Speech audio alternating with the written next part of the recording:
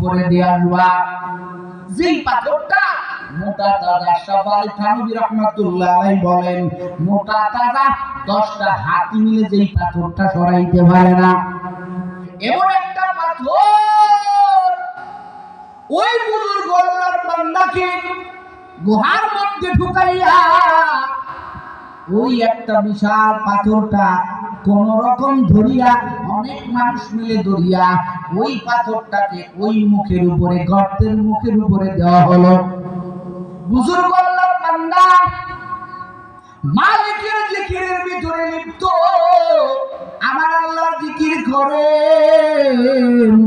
কারণ আল্লাহর জিকির যদি কারো দিলের ভিতরে থাকে, ওই বান্দার খারাপ ফিকির থাকে না, কোনো কিছুর ফিকির থাকে না।